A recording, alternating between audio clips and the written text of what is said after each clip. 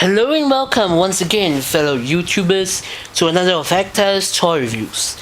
Today I shall be going through one of my utmost favorite figures, Warp Digivolving Agumon.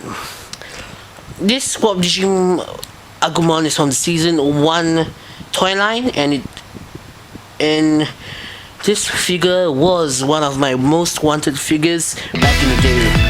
This is Actar as we see now, from anime to figures and beyond.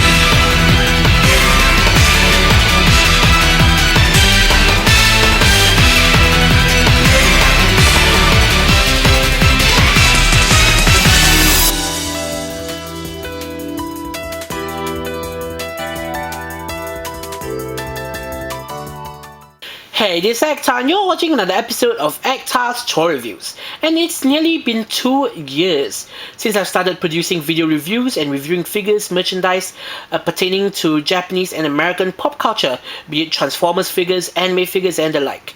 And so nostalgia recently struck, and I thought that it would be a perfect opportunity to revisit some of the figures that started it all. In particular, the Digimon figures. And in these 2 years, we've had over 120 over Actar's reviews episodes. I mean, these reviews really have helped me improve with my speech, improved with and overall the way I appreciate figures. So, well, I'm going to give you my take of one of my favorite Digimon figures once again, and that is of course Warp Digivolving Agumon. So first off, this figure has a huge sentimental value for me.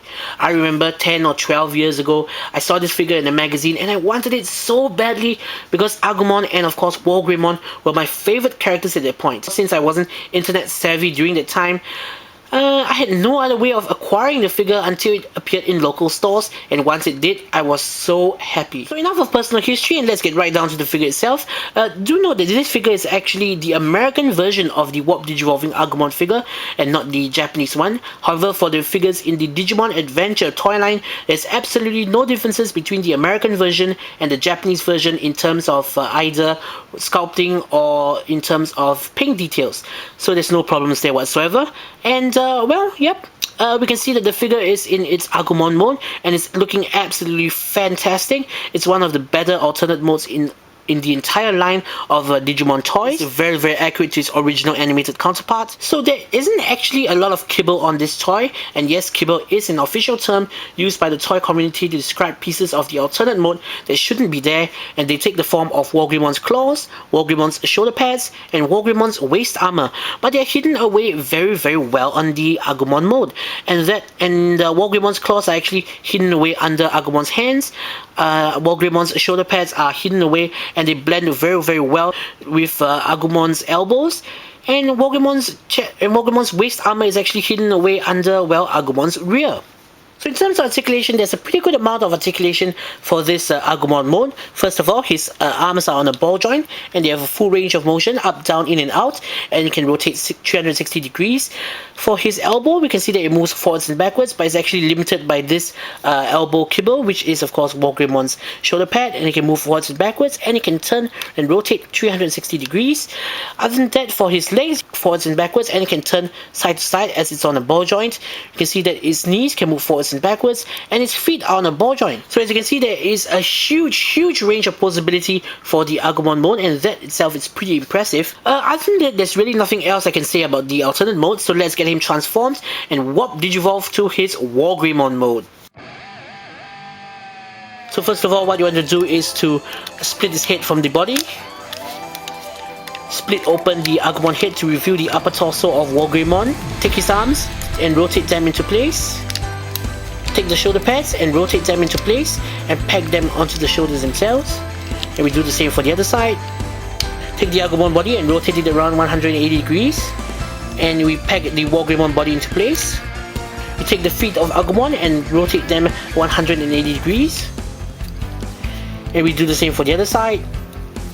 Take this back section, which is Agumon's chest, and rotate it into place, and this will form WarGreymon's back.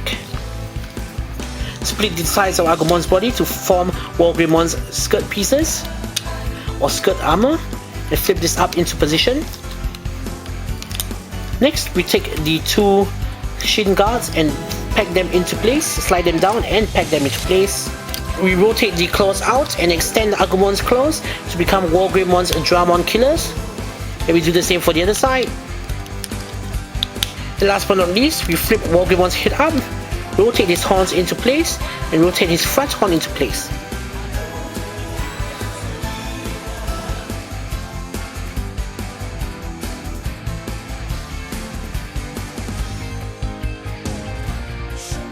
Here we have the Warp Digivolving Agumon in its WarGreymon mode, and wow, it is a fantastic rendition of the WarGreymon character. It's really epic, and considering the fact that it is a transforming figure and it can represent the character in such a great amount of accuracy, this is no mean feat. The overall detail on this figure is simply phenomenal. There's no other words to describe it. The insides of the wings are painted in and detailed. The eyes, the horns, and even the hair is nicely painted in and molded as well. The pipes on the chest are nicely painted in. One of the things that actually blew me away when I first got the figure is that the WarGreymon's hands are actually molded in inside of the Dramon killers. And that is a level of detail that I would not have expected on a normal Digivolving figure, and it's really nice they did that. So, all in all, even the shin guards are nicely painted in. But the only thing that I don't like about this figure is that the claws of the Dramon killers are not silver, and they are instead this dark blue color. It would have been perfect if the claws of the Dramon killers were actually painted in silver. And the only keyboard that's actually present in this form is the two halves of the Agumon's head that forms the wings of WarGreymon. And fans of the series should know that there should be actually two halves of the symbol of courage on the back. In terms of articulation, you can see that WarGreymon's head can move up and down. We can see that his arms are once again retains all the posability of the Agumon mode. His shoulders can move 360 degrees. His elbows can move up and down, rotate at the arm. It doesn't have any waist articulation, but for the legs, it's ball jointed over here. So we have a full range of motion, though it's slightly hindered by this ball joint that connects the waist armor to the leg itself. And for his knees, forwards, backwards, in and out, and he can rotate 360 degrees. So there's a full range of motion there. His feet can move forwards and backwards, and you can rotate 360 degrees. So all in all, I can't tell you how much I love this figure.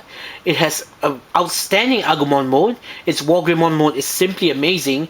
Ingenious transformation, and not only that, there is a huge range of articulation, and kibble on this figure is literally non-existent. It really has everything going for it. And of course, if you are planning to get only one Digivolving figure, this is the figure to get. And not to mention that Agumon and WarGreymon are literally the most popular Digimon in the first season of Digimon Adventures.